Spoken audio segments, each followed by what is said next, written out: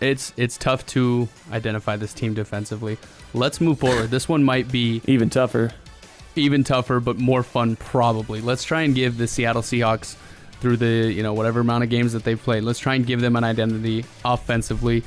What is their offensive identity? Seth, you want to go ahead and try to give them something? I don't know if this is an identity, but inconsistent is the word that I would go with. Most definitely an identity, and explain what you mean by inconsistent.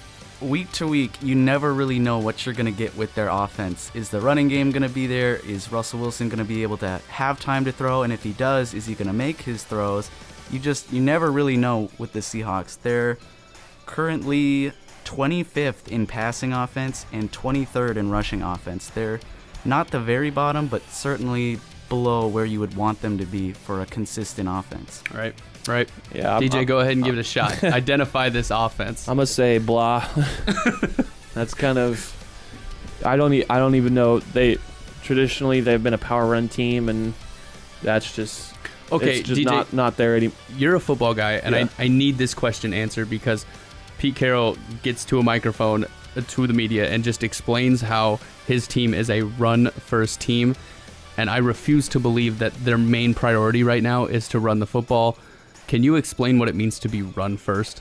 So that it means no matter what you do, everything is gonna play off of the run. Okay. So play action, a lot of the passes, they're gonna be, focused on the run in like a play fake or something like that. But early in the game, you're gonna want to establish that run. Okay.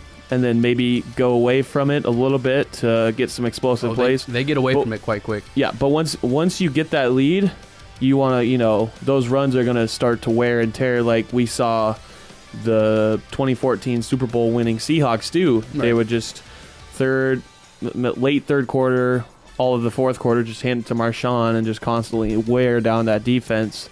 And it takes its toll. And right now, it's not taking its toll. So the Hawks are having to be more creative in trying to find ways to score. Right. If I were to identify this team, the Seattle Seahawks group, offensively, my word would be recess. And the reason it would be recess is because this team does, just watching them, they're so much significantly better when Russell Wilson runs away, or there's a sense of urgency, whether you call that the 2-minute drill or something like that. But he runs out of the pocket and then throws the ball down the field to find someone who is open. Similar to what you would do if you were playing football with your buddies during recess. That's a great, honestly. That's when this offense is at its best. And that's what I'm going to identify them through the early part of this season right now after this bye week. It's a recess offense. And I don't know how sustainable that is. I don't think you can do that for an entire game, run your 2-minute drill for 60 minutes and make your defense play extra time on the field. But that's when they're the best. And until they fix that, they're always, to me, they're going to look like and be and perform like a recess offense. One thing that usually happens at recess when is, the quarterback scrambles a lot. Right. And right now, Russell Wilson, if we take away Chris Carson, which he's out for the season, Russell Wilson is leading this team in rushing with 154 yards. Eddie Lacy is the next closest guy at 74. So I said this last week, we're going to have to try and find ways to run the ball, whether it's quick screens out to the wide receiver when the safeties or cornerbacks are playing off, or just a little more creative in the run game. And I think that offensive line is getting better. Mm-hmm. And they have to keep getting better going forward in order for this Hawks team to be successful and try to get in the playoffs, win the NFC West, and make a deep run.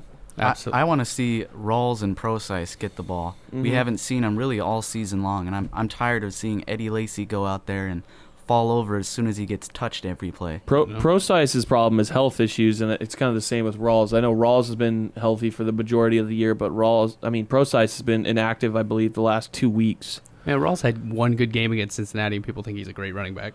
Dude hasn't done anything. I think he's got a big upside. We just haven't. Right, you've seen it one time. Yes. Yeah. So people are still hoping. They're still hopeful for that, but that hope. You don't know what Thomas Rawls is. It's closing. That hope's the best thing closing. we got. All right. He's got a work ethic, though. A very good work ethic. So that's how we identify the Seattle Seahawks so far through the first part of the 2017 season.